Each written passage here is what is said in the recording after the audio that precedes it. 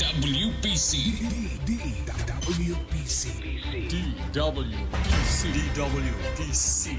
New Gen FM 100.7 MHz. Sumasa Himpapawid mula sa Barangay Fabrika, Bulan, Sorsogon, ang makabagong tunog ng radyo. Sa musika, sa balita at impormasyon, ang all-in-one radio station. This is New Gen FM. Proud member of KBP, kapisara ng mga broadcaster ng Pilipinas. The ultimate news and music radio. Sa ato, ini. Matik na!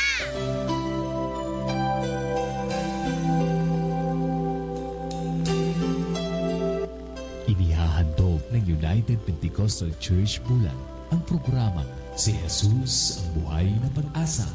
Pakinggan at subaybayan ang mga aral ng Diyos na magdadala sa atin sa katotohanan, espiritual na kalayaan, pag-asa at buhay na walang hanggan. Mapapakinggan tuwing araw ng Lunes hanggang Linggo sa ganap na alas 5 ng umaga dito lamang sa New Gen FM, hosted by Pastor Randy Rosari. Si Jesus ang Buhay na Pag-asa. Times of refreshing, here in your presence, your great and blessing, and being with you.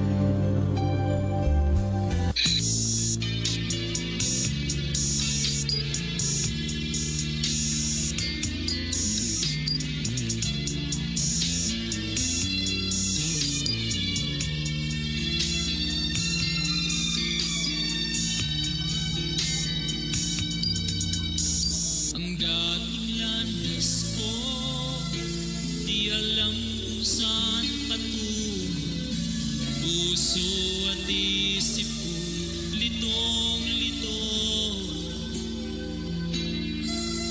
Ngunit ikaw, Jesus, ang sa'kin nagbigay gabay. Amen. Ngayon po ay araw ng Linggo.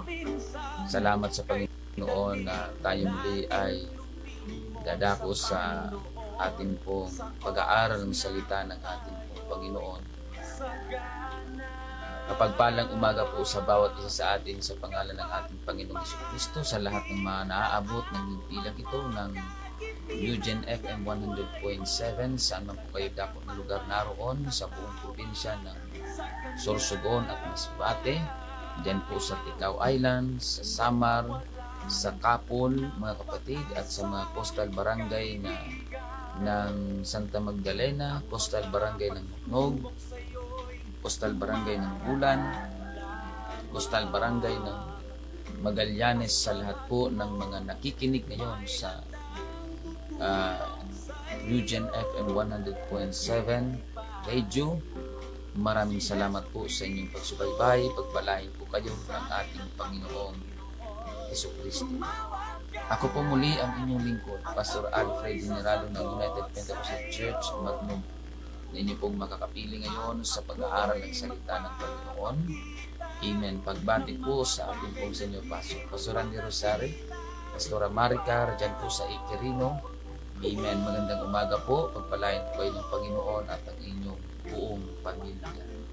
Maging ang mga kapatiran din po natin dyan sa Bulan, mga kapatiran natin dyan sa Iquirino Congregation, sa Magsaysay Congregation at sa Santa Remedios Church. Magandang umaga po sa inyong lahat mga kapatid. At tayo po ay patuloy na maglingkod sa Panginoon hanggang sa kanyang muling pagbabalik. Amen. Hanggang kamatayan, tayo ay maglingkod sa ating Panginoon. Amen. Praise God, sapagkat napakadakilang bagay ang maglingkod sa Panginoon, mga kapatid. Amen. Hallelujah. At sa lahat ng mga naabot ang himpilang ito sa mga nakikinig, magandang umaga po sa inyong lahat. Pagpalain po kayo ng Panginoon. Kung kayo po ay mayroong mga katanungan at prayer request, pwede mo po akong tawagan o di kaya i-text sa CP number 0967-364-7164. 0967-364-7164. Yan po ang aking contact number. Amen. Ngayon po ay araw ng linggo. Patuloy po namin ipinag-aanyaya sa inyo mga kapatid ang atin pong schedule ng pagsamba ngayong araw ng linggo. Alas 7 po ng umaga dyan po sa Santa Remedios Church. Amen. Ang atin pong bahay panambahan ay sa tapat po ng Bulan Gymnasium dyan po sa Santa Remedios. Kung kayo naman po ay dito sa Matnog, amen, at kung kayo ay malapit sa Matnog, ang ating pong bahay panambahan ay sa boundary po ng Manhumlad at Gangaron. Along the highway po ang ating pong bahay panambahan. Meron pong nakalagay na signage ng United Pentecostal Church. Amen. At kung kayo ay papasok sa sentro ng Matnog, bandang kanan po ang ating bahay panambahan. Purihin ang pangalan ng Panginoon. Alas 8 po ng umaga, mamaya po ang ating pong pagsamba at patuloy po namin ipinag-aanyaya sa inyo, amen, upang kung paano tayo nagsasama-sama sa pag-aaral ng salita ng Diyos sa pamamagitan ng ganitong programa, ay magsama-sama din tayo sa pagsamba sa Panginoon, mga kapatid. Amen. Praise God. Pagbati din po sa ating pong mga Facebook live viewers, amen, ng New Gen FM. Magandang umaga po sa lahat ng mga nanonood. Amen. Pagpalain po kayo ng ating pong Panginoon. Amen. Sister Sheila May Ibanez, magandang umaga. Pagpalain po kayo ng Panginoon. At sa lahat ng mga nanonood, pagpalain kayo ng Panginoon. Sister Regine Chuji, amen, dyan po sa UPC Gifu, Japan. Si Sister Wilma Bumbane and Carlos Bumbane dyan po sa Italy, at sina Sister Miguela Mira dyan po sa Italy, magandang umaga po, at sina Sister Christine, Sister Cherry Ikeda ng UPC Gifu, Japan, magandang umaga din po sa inyo. Pagpalain po kayo ng ating Panginoong Jesucristo. Praise God. Amen. At patuloy po tayo sa programang si Jesus ang buhay na pag-asa. Amen. Praise God. At binabati din po natin ang ating pong mga kapatiran dyan po sa Manurabi Church. Magandang umaga, mga kapatiran po natin dyan. Maging ang mga kapatiran natin dyan sa Naban Oriental at Occidental. Magandang umaga po. Praise God. Matnog. Pagbati din po sa ating pong mga kapatiran dito sa UPC Matnog, dyan po sa Kalintaan. Amen. At maging dito sa sentro ng Matnog, magandang umaga po sa inyong lahat mga kapatid. Maglingkod lamang po tayo sa Diyos ng may katapatan hanggang sa muling pagbabalik ng ating Panginoon. Praise God. Amen. At sa pagkakataon ito, tayo po ay mag-aral ng salita ng Panginoon. Simulan po natin ang ating pong pag-aaral sa pamamagitan ng ating pananalangin. Tayo po ay manalangin sa Panginoon. Hilingin po natin sa Kanya ang Kanyang gabay at patnubay sa ating pagtatalakay. Dakilang Diyos, aming Panginoong Hesus, maraming salamat po sa napakagandang pagkakataon na minsan pa kami ay mag-aaral ng iyong banal na salita. Panginoon, hipuin mo po ang aming mga puso at isipan. Tulungan mo kami na ito'y aming maunawaan ng mga salita mo aming pag-aaral. Lord Jesus, bigyan mo kami ng karunungan sa mga kaalaman na amin po tatanggapin sa umaga nito. Na bago kami dumako sa kanya-kanya at iba't ibang gawain, ikaw ay amin pong maparangalan at matuto kami sa pamagitan ng iyong banal na salita. Lord, I pray for healing sa may mga karamdaman. I pray for peace sa mga nagulungan. Dalangin ko po, Panginoon, na katagpuin mo ang pangangailangan ng amin pong mga kababayan, mga viewers and radio listeners. Pagpalain po sila, Panginoon. Ano man po ang kanilang mga kalagayan, meet their needs po. At pagpalain po ang araw na ito ng linggo, araw ng pagsamba, pagpupuri at pagpaparangal sa iyong banal na pangalan. Maraming salamat po, Panginoong Yesus. Purihin ka. Ito po ang aming samot dalangin sa pangalan ng Yesus, na aming nag-iisang Diyos na kapagligtas. Amen. Praise God. Kung kayo po ay merong mga Biblia, mga kapatid, sabayan niyo po ako sa pagbabasa ng salita ng Panginoon na ating pong pag-aaral. Isaiah chapter 60 verse 22. Ganito po ang ating mababasa. Ang munti ay magiging 1,000 at ang maliit ay magiging matibay na bansa. Akong Panginoon ay papangyarihin kong madali sa kapanahunan. Pagpalain ng Panginoon ang pagkabasa ng kanyang banal na salita. Amen. Praise God. Ang ating pong pag-aralan ay tungkol sa timing. Timing is everything, mga kapatid.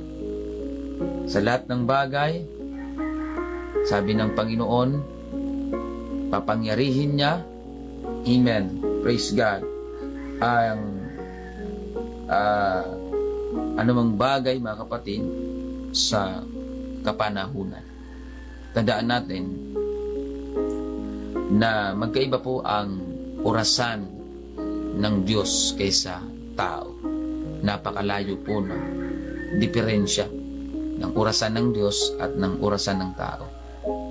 Kaya kung meron mang mas nakakaalam kung kailan dapat kikilos ang Diyos o hindi, walang iba kundi siya mismo ang nakakaalam kung kailan siya kikilos sa buhay natin at kung kailan niya gagawin yung mga bagay na dapat mangyari, mga kapatid. Amen. At sa paglilingkod natin sa Diyos, ang Diyos ang dominant. Meron siyang sovereignty, mga kapatid. Amen. Na whether we like it or not, kapag niloob ng Diyos na mangyari ang isang bagay o pangyayari, wala tayong magagawa kundi tanggapin yung anumang mga pangyayari. Maging sa buhay natin, mga kapatid, may mga nangyayari sa buhay natin na minsan hindi pabor sa kagustuhan natin o kaya naman pabor sa kagustuhan natin. So, ang Diyos, mga kapatid, kapag siya ay kumilos, ito ay very timely, mga kapatid. Napapanahon, nasa timing, nasa tama, at meron itong talagang harmony ang bawat bagay na ginagawa ng Diyos sa ating pong buhay. Kaya yun ang kailangan natin maintindihan at maunawaan, mga kapatid, na hindi lahat ng gusto natin yun talaga ang mangyari, at hindi lahat ng ayaw natin ay hindi mangyayari, mga kapatid. Meron ang Diyos na tinatawag na sovereign power over us, na siya lang talaga ang makakagawa, at mga kapatid, siya talaga ang masusunod. Kaya nga kapag pinilit natin ang bagay na sa sarili natin kagustuhan, kapag ipipilit natin yung mga bagay na hindi kalooban ng Diyos na mangyari, isa lang o dalawa lang ang mararamdaman natin: frustration and disappointment. At pangatlo, kalungkutan. Kaya mainam na maintindihan at maunawaan natin na ang Diyos may sariling orasan. Ang Diyos mayroon siyang sariling plano maliban sa plano natin. Merong plano ang Diyos para sa iyo, para sa akin, para sa ating lahat. Higit pa doon sa plano na iniisip mo. Kaya lang kapag ang tao ay hiwalay sa Panginoon, hindi mangyayari yung plano ng Diyos para sa kanya, mga kapatid. Kaya when the time is right, sabi sa English, the Lord will make it happen. Sa kapanahunan ay gagawin ng Panginoon at kanyang papangyarihin, mga kapatid. Praise God. Kaya Anuman ang ating kalagayan o anuman ang ating mga sitwasyon, anuman ang ating pinagdadaanan, mga kapatid, o anuman ang ating mga kalagayan ngayon sa buhay, lagi nating tandaan na may Diyos na nagkakaloob at nagbibigay anuman ang ating pangailangan. Sabi nga ni Apostol Pablo sa Philippians chapter 4 verse 9, at pupunan ng aking Diyos ang bawat kailangan ninyo ayon sa kanyang mga kayamanan sa kaluwalhatian kay Kristo Jesus. And God shall supply all our needs. All your needs, mga kapatid. Ang Diyos, siya ang may kapasidad para mag-supply ng ating mga pangangailangan. Marahil hindi natin nahahalata gaano, hindi natin napapansin, mga kapatid, dahil ang tao masyadong focus sa kung ano ang kanyang mga ginagawa. Marahil hindi natin gaano napapansin, pero sa mata ng Diyos, ang katotohanan ay hindi napapalitan na ang Diyos ang nagsusupply ng ating mga pangangailangan, mga kapatid.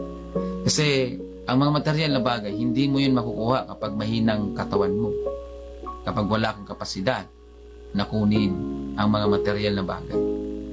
Kaya una pa lang, bago mo pa makuha yung gusto mo na mga material na bagay, meron nang binigay sa iyo ang Diyos maliban sa material. Hindi mo pa nakukuha yung gusto mo, may binigay na sa iyo ang Panginoon. Yun ay ang lakas, tamang pag-iisip, malusog na pangangatawan, malakas, mga kapatid, na pangangatawan. Pisikal na kalakasan. Kaya ang Diyos, bagamat karamihan sa mga tao hindi gaano na-appreciate yung mga ginagawa ng Diyos, hindi sila nagiging aware sa kung ano ang nangyayari, na totoong nangyayari, hindi pa rin siya nagkukulang ang Panginoon. Hindi siya nagkukulang. At kailanman, hindi siya nagpapabaya. Kaya, mga kapatid, kahit may mga bagay sa buhay natin na gusto natin pero hindi nangyayari, huwag tayong malungkot. Huwag tayong mabahala. Huwag tayong mabalisa. Mga kapatid, ang kailangan lang natin ay magtiwala. Manampalataya, magtiwala sa kapangyarihan ng ating Panginoon. Mga kapatid, amen. Ang sabi, mga kapatid, sa Philippians chapter 4 verse 6, huwag kayong mga balisa sa anumang bagay, kundi sa lahat ng mga bagay sa pamagitan ng panalangin at daing na may pagpapasalamat ay ipakilala ninyo ang inyong mga kahilingan sa Diyos. At ang kapayapaan ng Diyos na di masayod ng pag-iisip ay mag-iingat ng inyong mga puso at ng inyong mga pag-iisip kay Kristo Jesus. So, huwag tayong mga balisa sa anumang bagay, kundi imbes na mabalisa tayo, i-convert natin yung kabalisahan natin sa pananalangin. Na instead na mabalisa ka, mangamba ka, manalangin ka. Mga kapatid, amen. May mga panalangin tayo na matagal na natin na idinudulog sa Diyos, pero until now, wala pa rin nangyayari. So, yan yung patunay na mayroong perfect timing ang Panginoon sa atin. At yan din ang patunay na mayroong sovereign power ang Diyos sa atin.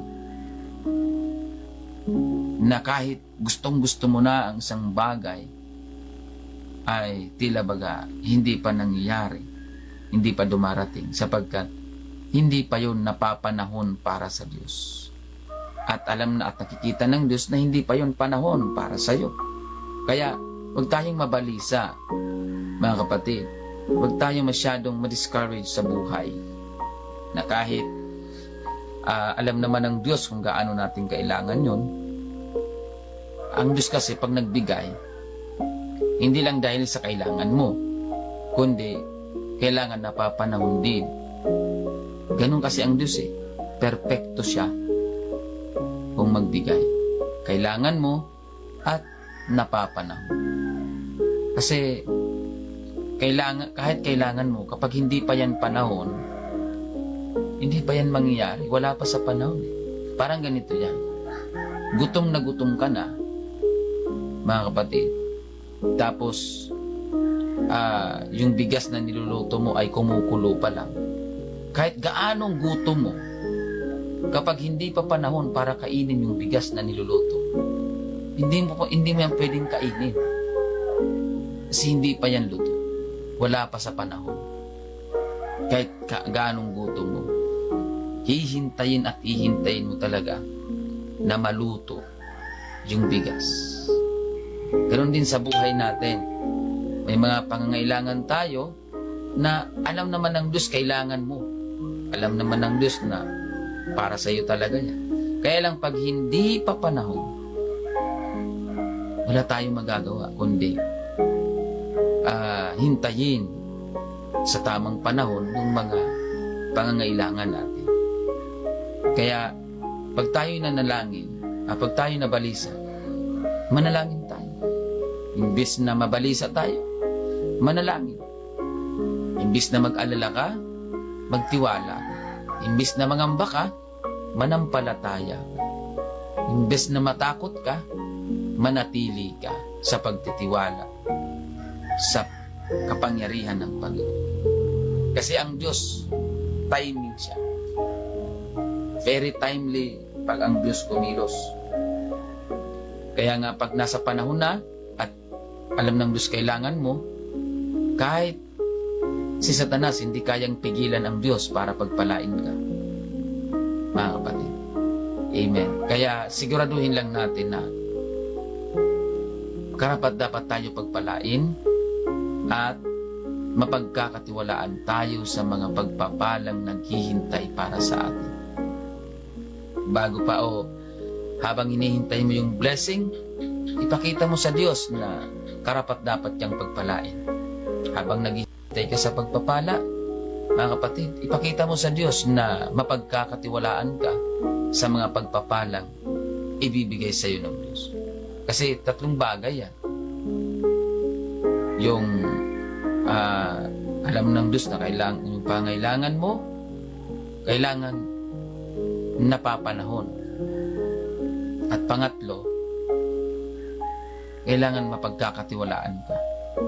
Kahit alam ng Diyos na kailangan mo na, kahit napapanahon na, kapag nakikita ng Diyos na hindi ka pa handa, wala rin.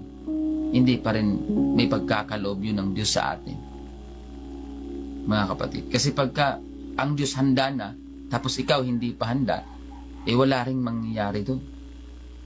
Kaya habang tayo naghihintay sa mga pagpapalang ipagkakaloob ng Diyos sa atin, ipakita natin sa Panginoon na karapat dapat tayo pagpalain at mapagkakatiwalaan tayo at handa na tayong pagpalain. Hindi naman kasi ipagkakaloob ng Diyos ang pagpapala. Ang isang pagpapala sa atin ay hindi pa tayo handa. Sapagkat magkukos lang yan ang pagkapahamak natin. Kapag ang isang pagpapala dumating na hindi ka pa handa, pwedeng ikabuti mo or pwedeng ikapahamak. Ganun po yun, mga kapatid. Kaya nga ang Diyos, timing siya. Perfect ang timing ng Diyos. Kailangan mo at napapanahon na at handa ka na, mga kapatid. Kaya sa paghihintay natin sa blessing, habang hindi pa panahon ng blessing na dumating sa iyo, ipakita mo sa Panginoon na handa ka na, ready ka na, at mapagkakatiwalaan ka. Kasi pag hindi nakita ng Diyos na mapagkakatiwalaan ka, hindi rin yan ibibigay sa iyo ng Panginoon. Kasi kung hindi ka mapagkakatiwalaan, pwedeng ikapahamak mo or pwedeng ikabuti mo. Pwedeng mawala at pwedeng masayang yung mga pagpapala. Ang Diyos pa naman, hindi siya nagsasayang ng pagpapala. Dahil ang nais ng Panginoon, halagahan natin yung mga pagpapalang ipinagkakaloob niya sa atin. Excuse me.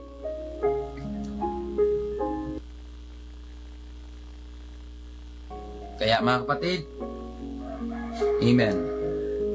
Ang sabi sa verse 8 to 9, katapos-tapusan, mga kapatid, anumang bagay na katotohanan, anumang bagay na kagalang-galang, anumang bagay na matuwid, anumang bagay na malinis, anumang bagay na kaibig-ibig, anumang bagay na mabuting ulat. Kung may anumang kagalingan at kung may anumang kapurihan, ay isipin ninyo ang mga bagay na ito.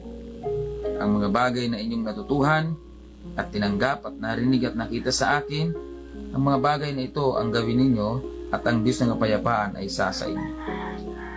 Amen. So, narito ang mga salita ng Diyos na babasa natin, napapakinggan natin.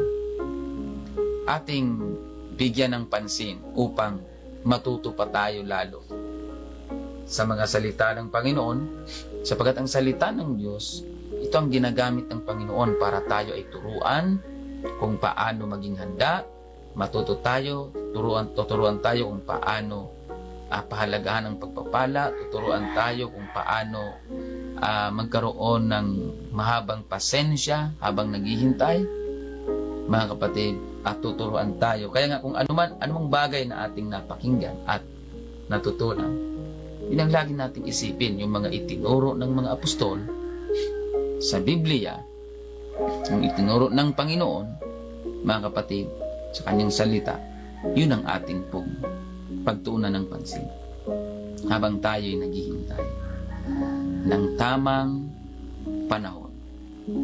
Mga kapatid, I do believe na ang Diyos mayroon siyang inihandang pagpapala sa bawat Kristiyano naglilingkod sa Kanya. Ang Diyos mayroon talagang inihandang pagpapala. I do believe sa pangalan ng Panginoon, dahil hindi Kanya tatawagin para lang maghirap. I do believe na tinawag tayo ng Diyos hindi para maghirap, hindi para parusahan, hindi para magsakit. Tinawag tayo ng Diyos para ayusin ang buhay natin, isip natin, yung pagkatao natin, at pangalawa, pagpalain. Hindi ka ng Diyos pagpapalain kung hindi ka na niya muna aayusin. Mga kapatid, sabi nga ng Biblia, hindi ang Diyos naglalagay ng bagong alak sa lumang sisidlan. Kaya yung sisidlan na yan, sumisimbolo sa atin, kailangan linisin, kailangan mabago. At alam natin kung paano mabago. Walang iba kundi sa pamamagitan ng pagsunod sa mga alituntunin at utos ng ating Panginoong Hesukristo. Dahil kung wala ang Panginoong Hesus, wala naman tayong magagawa. Hindi natin kayang magbago kung tayo ay hiwalay kay Kristo. Kaya bago Kanya pagpalain, ikaw ay Kanya munang aayusin. Mga kapatid, amen. Kasi kahit sa atin, hindi naman tayo, mga kapatid, kahit nga sa refilling station ng tubig, bago yan lagyan ng bagong tubig, huhugasan muna yan. Labas at loob, loob at labas, huhugasan yan para masiguradong malinis. Para yung malinis na ilalagay doon ay malinis at mapanatiling malinis. Kasi pagka naglagay ka ng bagong tubig sa maruming sisidlan, lumang sisidlan, pwedeng mawasak yan o kaya naman makontamina ng dumi yung malinis na tubig. Kahit gaanong linis ng tubig na ilalagay mo sa maruming sisidlan, magiging marumi pa rin yan. Yun din ang nais ng Panginoon sa atin. Bago niya tayo pagpalain, Kanya na muna tayong aayusin. Ang unang inaayos ng Diyos, yung isip at damdamin ng tao. Yung isip at puso ng tao, yun ang unang inaayos ng Diyos. Kasi yung isip at puso, mga kapatid, ikaw ang magdi-decide niyan. Ikaw ang gagawa niyan. Ikaw ang pipili. Hindi yan kayang excuse me. Hindi yan pwedeng pakialaman ng Diyos kasi malaki ang respeto ng Diyos sa free will na pinagkaloob niya sa atin. Kaya maayos tayo mag-isip, kaya may tama tayong kaisipan, may tama tayong katinuan sa pag-iisip para piliin natin yung mga bagay na ikabubuti natin at yung mga mabubuting bagay para sa Diyos at para sa atin. Mga kapatid. Amen. Kaya lang ang problema, binigyan tayo ng Diyos, ang mga tao, binigyan ng Diyos ng maayos na kaisipan, kaya lang pinipili ng mga tao ng magulong kaisipan at masamang kaisipan. Kaya mga kapatid, amen, yung mga natututunan natin sa salita ng Panginoon, yun ang ipamuhay natin. Huwag natin igugol yung ating lakas, ating enerhiya sa mga bagay na hindi kinalulugdan ng ating Panginoon. Verse 11 and 12.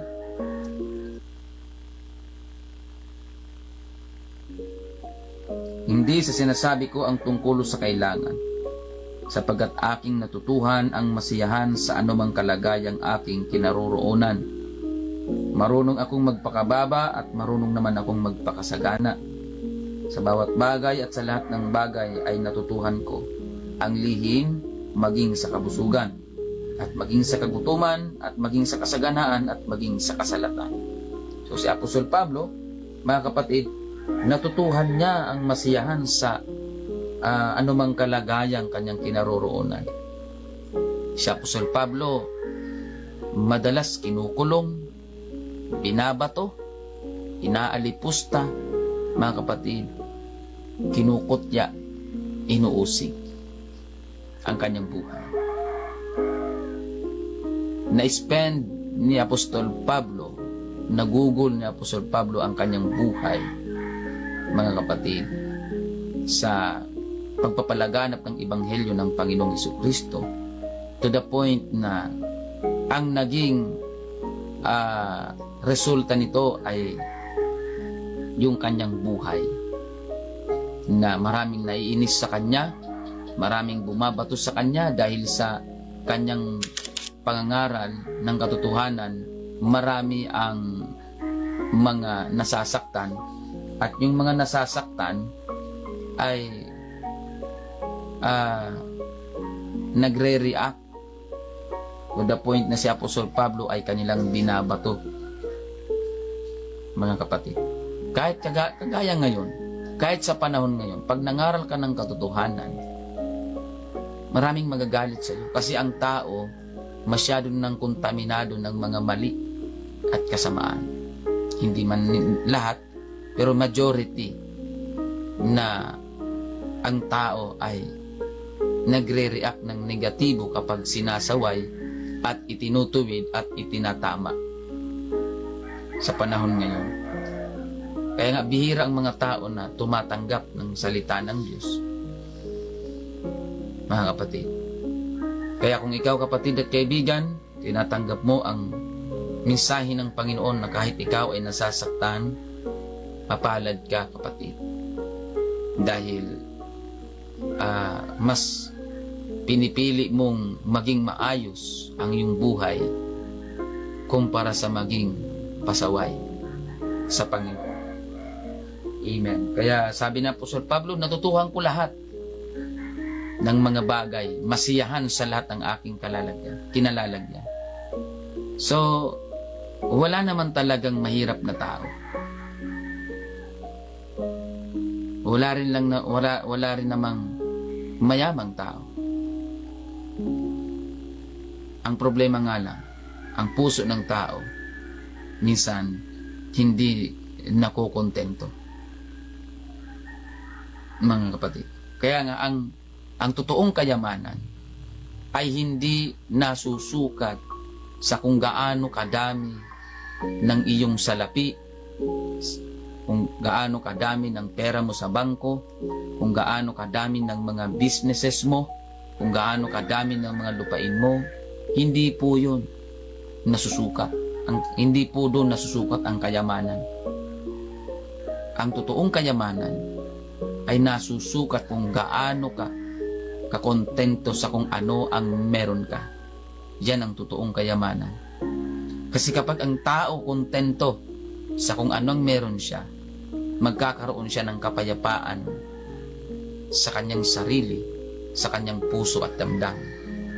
Kaya masan niyo po yung mga tao na hindi kontento. Sige lang sila, payaman ng payaman ng payaman ng payaman. I am not against riches. Mga kapatid, I am preaching the motives of being rich.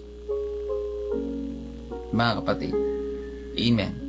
I am not against riches. Mga kapatid, I am not against of being rich. I am preaching about the motives of being rich. Mga kapatid, and the contentment of what we have sa buhay natin. Amen. Yun ang totoong kayamanan, na kontento ka sa kung ano man ang meron ka. Mga kapatid. Amen. Pero hindi rin sapat na sabi niya ni Pastor, dapat kontento na kanya, hindi na ako magsusumikap. Ibang usapin yon, mga kapatid. Yung hindi ka magsumikap. Tandaan natin yung sinabi ng Biblia na ang mga tamad, huwag pakainin. So, kailangan pa rin natin magsumikap. Pero, mga kapatid, ano ba yung nagmumotivate sa atin? Sa ating pagsusumikap. Ano ba yung nagmumotivate sa atin? Sa ating kalagayan. So, ang nais ng Panginoon, matuto tayo sa kung ano man ang kalagayan natin. Huwag natin hanapin sa iba yung wala sa atin. Mga kapatid. Amen. At huwag nating hanapin ang meron, huwag nating hanapin sa sarili natin kung ano ang meron ng iba. Mga kapatid, kasi tatong bagay lang mararamdaman mo kapag hinanap mo yung wala sa'yo na meron ng iba. Kung hinanap mo sa sarili mo yung meron ng iba na wala sa'yo, tatlong bagay lang ang pwede mong maramdaman. Awa sa sarili mo, inggit, at galit. Yun lang ang pwede mong maramdaman. Pagka hinanap mo sa sarili mo yung meron ng iba, tapos wala ka. Amen. Bakit hindi natin hanapin kung ano ang meron tayo na galing sa Diyos at ipagpasalamat natin yon sa Diyos? Alam niyo ang pinaka-the best na kayamanan sa mundong ito. Una, yung assurance of your salvation, na kapag namatay ka sa mundong ito, natapos na ang buhay mo sa mundong ito, meron kang assurance of salvation na pagdating doon sa kabilang buhay, meron kang walang hanggan sa piling ng Panginoon na buhay. Pangalawa ay ang malusog na pangangatawan habang tayo ay nabubuhay dito sa mundo. Kasi the more na nagkakaroon ka ng material na bagay, doon ka rin nagkakaroon ng consciousness, mga kapatid, sa iyong sariling katawan. Kasi iisipin mo ang kayamanan mo. Halimbawa, mayroon kang halimbawa, ikaw ay mayaman.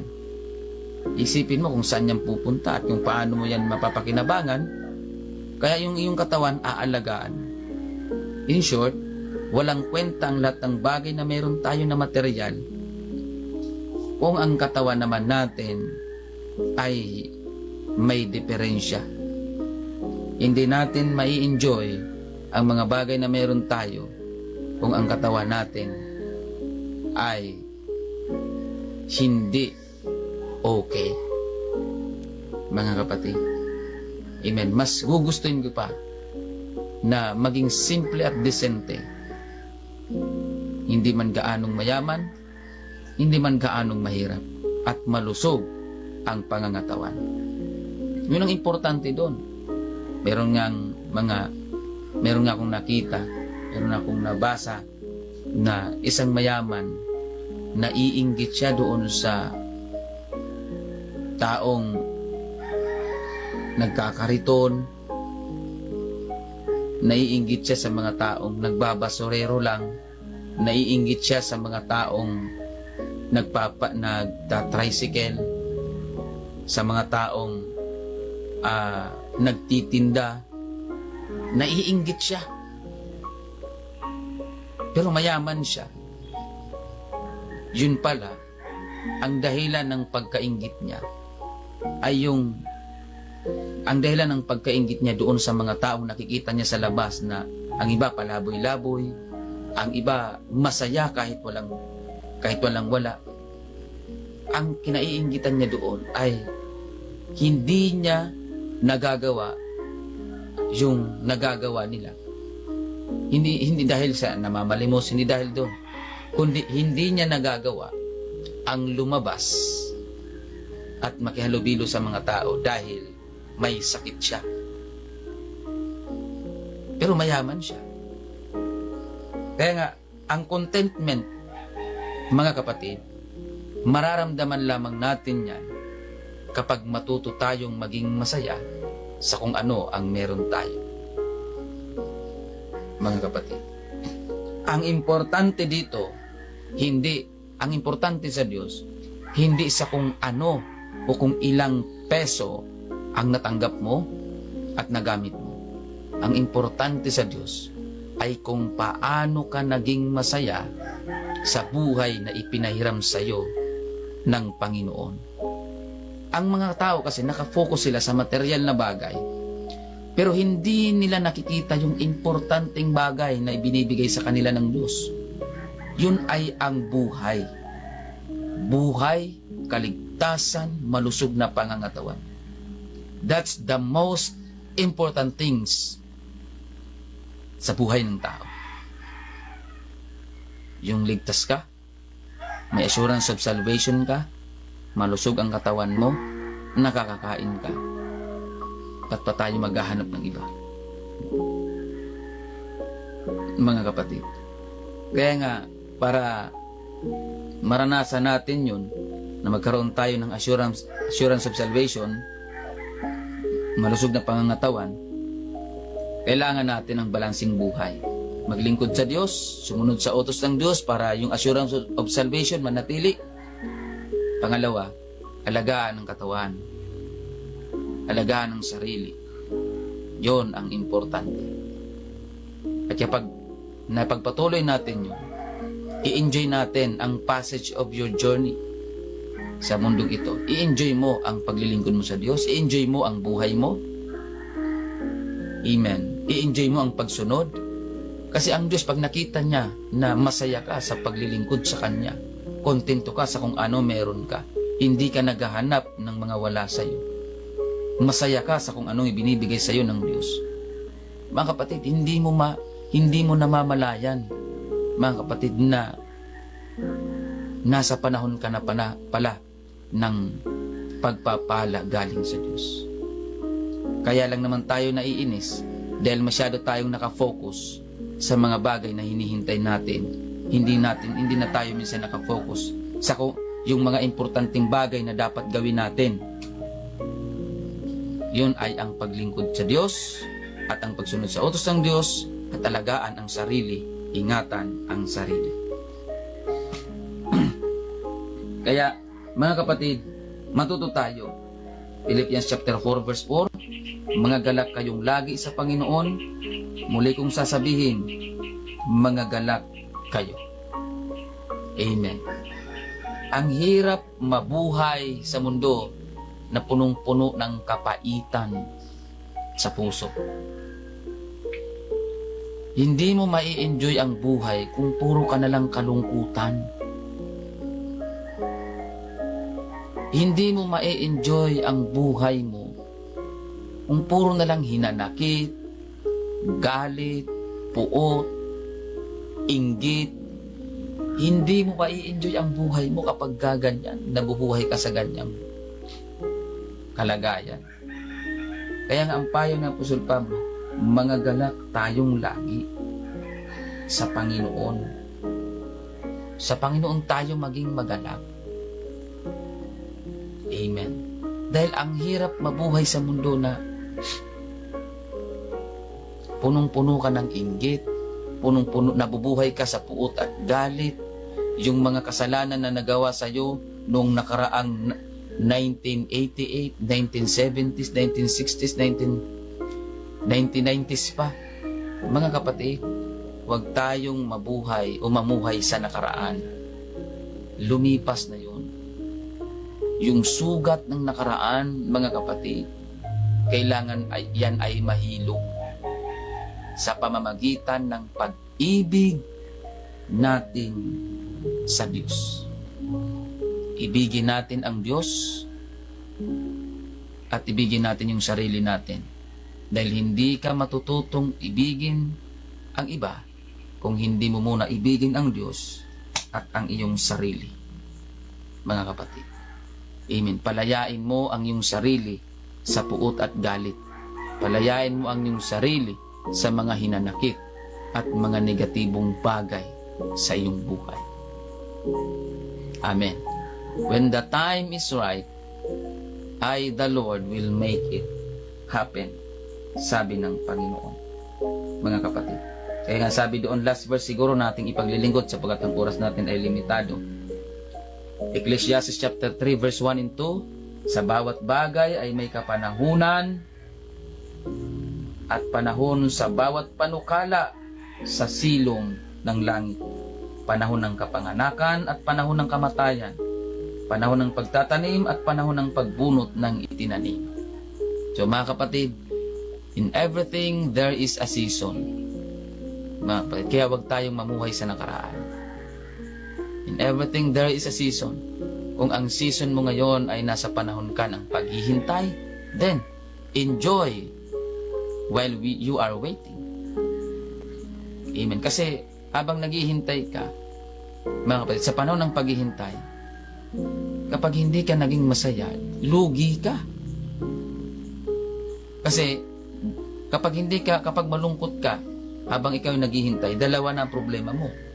Naghihintay ka, malungkot ka pa. I-enjoy mo na lang ang paghihintay.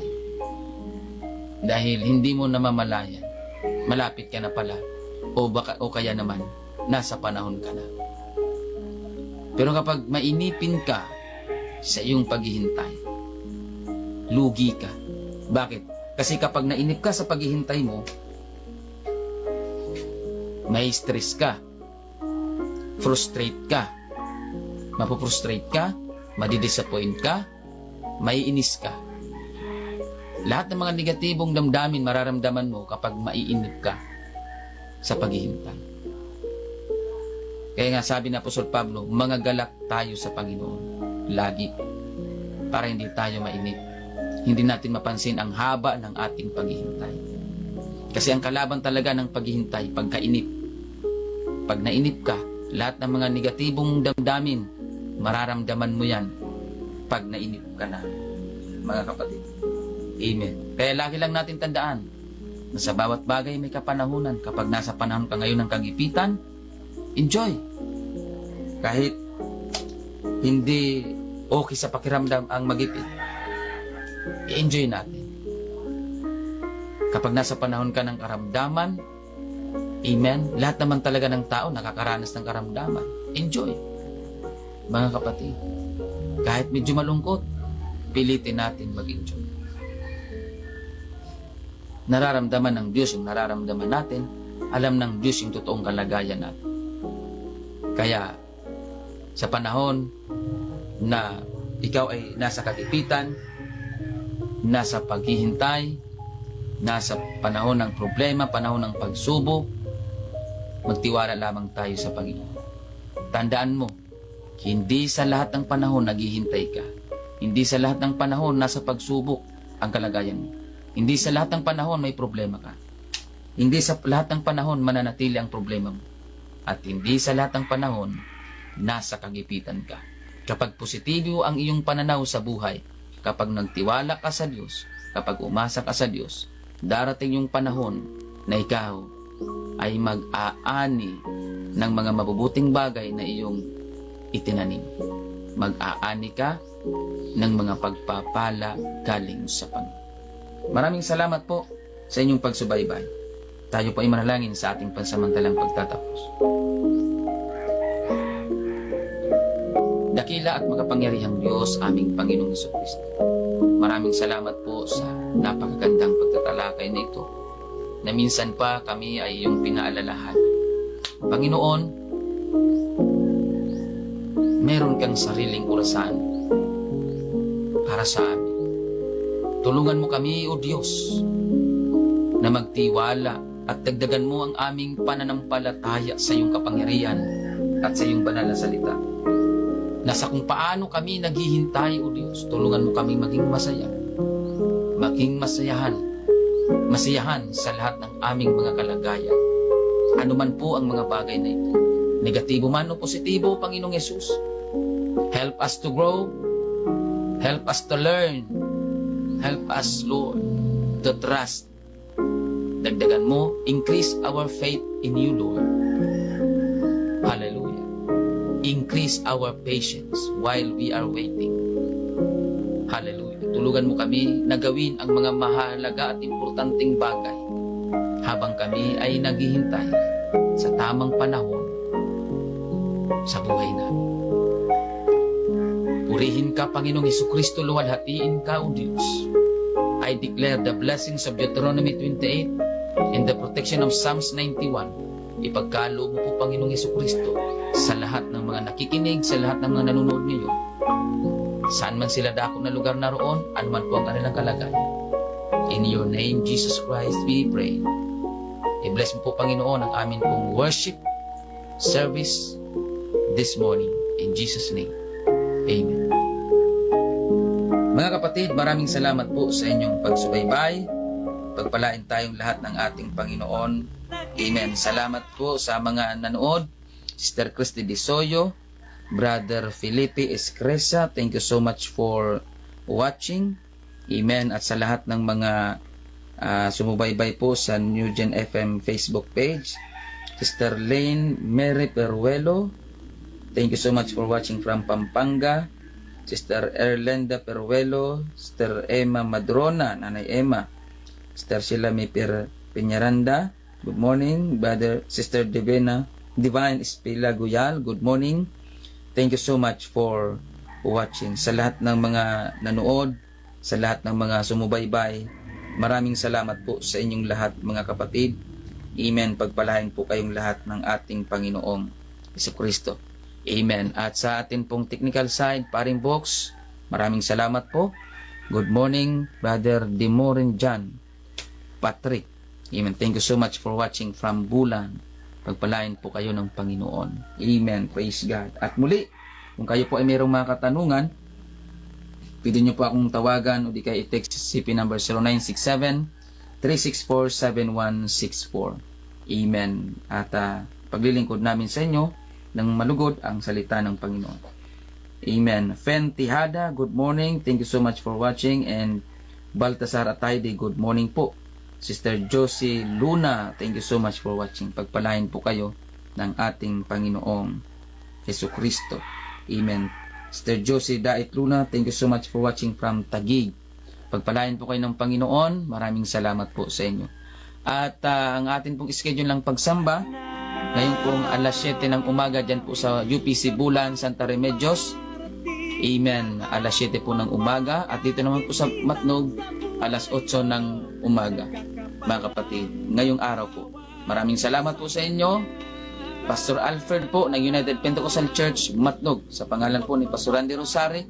Amen. Maraming salamat po.